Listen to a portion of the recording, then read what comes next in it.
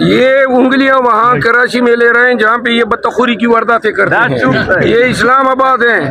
انگلی دوبارہ لہرائیں گے تو یہی انگلی پکڑ کے اس کی ناک میں اندر ڈال دیں گے. میں کیوں آتا ہوں بھائی؟ میں غصے میں نہیں آتا ہوں. وہ ایک تو ایم کیو ایم والے ہمارے مینڈیٹ دبائے بیٹھے ہیں. 6,000 ووٹ پہ یہ میں نہیں بنے بیٹھے ہیں. اوپر سے وہ ایک تھا درمیان میں آ گیا اور یوں انگلی اس طرح لہرا رہا تھا جیسے قبرستان اس نے آباد کیے ہیں. حکومت بنانے والوں کی اپنی شخصیات بھی نہیں ہے. یہ سارے فارم 47 کے پیداوار ہیں. یہ کیا استحکام لائیں گے؟ جیلی مینڈیٹ کے ساتھ انہوں نے حکومت بنائی ہے. لہذا حکومت جب تک ملک میں سیاسی استحکام نہیں ہوگا نہ معاشی استحکام آ سکتا ہے نہ ملک ترقی کر سکتا ہے. ملک میں پریکٹیکلی ٹیرے نہیں ہے. ملک میں جس کو فسطائیت کہتے ہیں وہ آرڈر آف دا ڈے ہے. اور یہ آئے دن سیاسی لیڈرز کے گھروں پہ چاپے. کل محمود خانہ چکری کے گھر پہ چاپے. پولیس بیوروکریسی ان کو اب لگام کون ڈالے گا؟ قوم ان کو واپس اپنی پرانی جو ان کی نشست تھی یا جو ان کا سٹیٹس تھا اس پہ لائے گا؟ اس کی سمجھ نہیں آ رہی. ان کی عادات خراب ہو گئی ہے. وہ تو ان کے لیے اب پولیس کے لیے پارلیمنٹیرین، جج، ہائی کورٹ، سپریم کورٹ کوئی معنی نہیں رکھتے ہیں. اور آج ہی میں نے جیل سپرڈنٹ جو سول جج سے ڈرا کرتے تھے، اسلام آباد ہائی کورٹ کے آرڈر کو جوتی کے نوک پہ رکھا ہے جیل سپرڈنٹ اڈیالہ نے. آج ہی توین عدالت کا نوٹس جاری ہوا ہے. تو لہٰذا جب تک عدالتیں جو ہیں اپنے احکامات پہ عمل درآمد کرانے میں سیریس نہیں ہوں گی، جس طرح بابر ستار صاحب نے آرڈر کیا ہے، تو یہ عدالتوں کی آرڈرز کی پامالی ہوتی رہے گی. مروت صاحب، آپ سے چڑھتے کیوں حکومتی لوگ؟ آپ جب آتے ہیں ایوان میں وہ نعرے مارنا شروع ہو جاتے ہیں، کیا وجہ ہے آپ سے؟ کیا ان کو کیا مشکل ہے؟ مجھے تو یہ لگ رہا ہے آج انہی حکومتی بینچوں کی ماں پہ انہوں نے آدھے گھنٹے مجھے گیٹ پہ جو ہے انتظار کرائے رکھا. کیونکہ بلاول صاحب کی تقریر جاری تھی، شاید نہیں جاتے تھے کہ میں اس وقت ایوان میں اندر موجود رہوں. مروت صاحب، اپوزیشن کی طرف سے آپ ہیں، حکومتی بینچوں میں کیا سمجھتے ہیں کون آپ کا حریف ہے؟ آپ اپنے مد مقابل کس کو سمجھتے ہیں؟ کوئی نہیں ہے. تو پیدا نہیں ہوا، یہ کہنا چاہ رہے ہیں. اچھا، اپوزیشن کے لیے ابھی تک جو اپوزیشن لیڈر کے لیے نام ہے نا، اس میں جو جس طرح عمران خان کی اسٹریٹجی ہے اس پہ تو آپ پورا اتر رہے ہیں ایسا لگ رہا ہے. اگر آپ کو اپوزیشن لیڈر بنایا جاتا ہے تو کیا اسٹریٹجی ہوگی، کس طرح چلیں گے؟ دیکھیں، یہ سوال 20 دفعہ مجھ سے ہو گیا. وہ اسی آپ لوگوں کے سوالات میں تو کچھ یوٹیوبر جو ملک دشمن ہیں، غدار ہیں، فوج کے خلاف، ریاست پاکستان کے خلاف، اور پہلے شاہ محمود قریشی صاحب کے خلاف، پرویز الہی صاحب کے خلاف لغویات نکالتے رہے. اور جو ایک عادل راجہ ہیں، بگوڑا ہیں، یہاں پہ قبضہ مافیا بنا ہوا تھا یہ DHA کے پلاٹوں میں.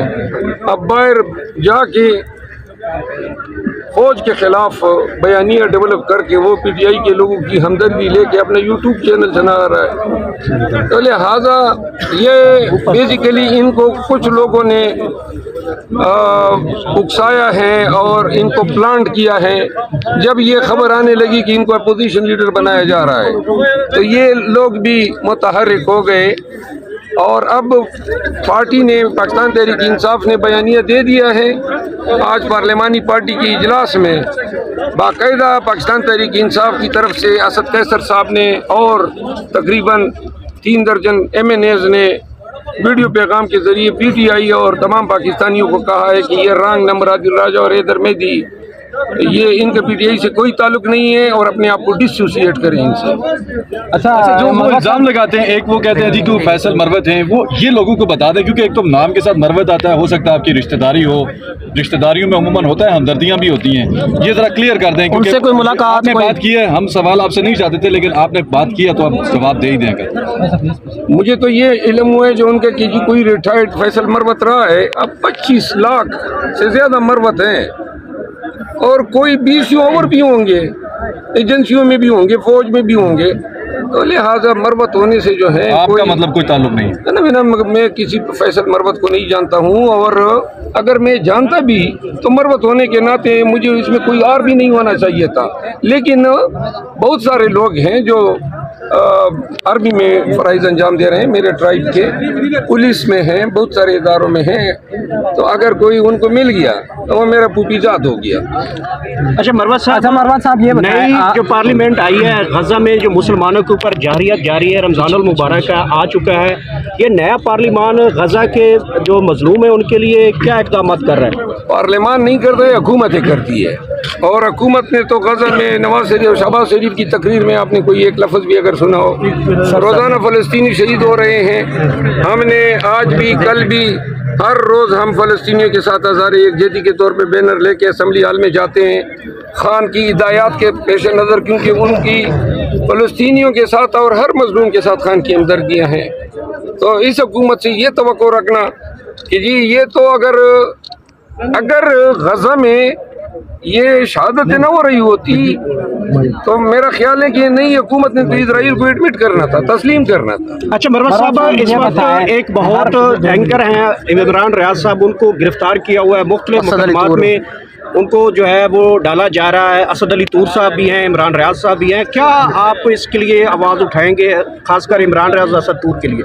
इमरान रियाज साहब और असद तूर जो हैं, दोनों का कसूर सिर्फ एक है कि उन्होंने अपने कलम से और अपनी ज़बान से सच्ची बात कही। असद तूर साहब ने बेट लिए जाने के फैसले पे तनकीद की, इसको वो भुगत रहे हैं, और इमरान रियाज साहब जो हैं उसको के खिलाफ जब कुछ न मिला तो करप्शन का मुकदमा बना दिया। तो लिहाजा इमरान रियाज साहब अभी जितने माह ये अंदर रहा, क्या वो कम था? बेचारी की ज़बान में लुकनती तशद्दुद की वजह से, और जो इन्होंने कैद तनाई भुगती है। फिर असद तूर साहब साफ़ी हैं, आपका हम पेशा है, तो अगर सच्ची बात बुलंद करने वाले के साथ रियासत का ये रवैया होगा तो इसका मतलब तो ये है कि पाकिस्तान में ये सिखाया जा रहा है कि डर के मारे सर न उठाओ, डंडे के हाथ सामने सर बसजूद रहो। पाकिस्तानियों को बुज़दिल बनाने की जो है ये तमाम हथकंडे हैं। जिस कौम को ये बुज़दिल बना रहे हैं, इस कौम को ज़रूरत है कि ये इमरान रियाज और असद तूर जैसे लोगों के साथ खड़े हो जाएं, और उन सहाफ़ियों के लिए भी ये पैगाम है जो आज न्यूट्रल बने हुए हैं। आज इनकी बारी है, कल आपकी बारी होगी। पहले ज़माने में सहाफ़ियों को अगर एक पे भी कोई इस तरह ज़ल्म की चपेट पड़ती थी, पूरी शोबे सहाबत उठ खड़ी होती थी। इमरान रियाज और असद तूर ये लोग हैं जो हमारे कौम के लिए सरचश्मा है, फ़ख्र और ये हिम्मत और बहादुरी जो है साफ़ियों में ये एक मिसाल बना रहे हैं दीगर पाकिस्तानियों के लिए, और बिलखसूस शोबे सहाफ़त की। अच्छा मरवत साहब, आप कोई करारदाद जो है खासकर दोनों जो है इमरान रियाज और असद तूर के हक में जो है करारदाद के लिए? आज मेरी तकरीर थी, पहला पॉइंट इन दोनों की रिहाई से शुरू होना था, लेकिन कोरम की निशानदेही की गई। अब इंशाल्लाह नेक्स्ट जो 8 तारीख को है उस पर मैं करारदाद लेंगे इस वाले से? जी इंशाल्लाह बात भी करूंगा, और करारदाद नहीं होती है, डिमांड होता है। मरवा साहब ये बताएं, बाकी जब मेंबरान कौमी असम्बली है वो यहाँ आते हैं कुछ सोच समझ के आते हैं कि आज हमने इस टॉपिक पे बात करनी है। सोशल मीडिया पर एक ये ट्रेंड चल रहा है कि मरवा साहब जब भी जाते वो ये मूड बना के जाते कि मैंने लड़ के आना है। आज भी आप जो थे वो लड़ाई बचते बचते आपकी बची, क्यों ऐसा गुस्से में क्यों आते हैं आप? गुस्से में मैं क्यों आता हूँ भाई? मैं गुस्से में नहीं आता हूँ। वो एक दो MKM वाले हमारे मैंडेट दबाए बैठे हैं, 6-6 हज़ार वोट पे ये मैंने बने बैठे हैं। ऊपर से वो एक था दरमियान में आ गया और यूं उंगली इस तरह लहरा रहा था जैसे कब्रिस्तान उसने आबाद किए हैं। तो लिहाजा मतलब इनको अब आप ये बताना चाह रहे हैं कि अगर आप एक कदम बढ़ेंगे तो हम आगे 2 कदम बढ़ेंगे, ख्वाह वो अमन में हो या बदमाशी में हो। ये उंगलियां वहाँ कराची में ले रहे हैं जहाँ पे ये बदतखोरी की वारदातें करते हैं। ये इस्लामाबाद है, उंगली दोबारा लहराएंगे तो यही उंगली पकड़ के उसकी नाक में अंदर डाल देंगे।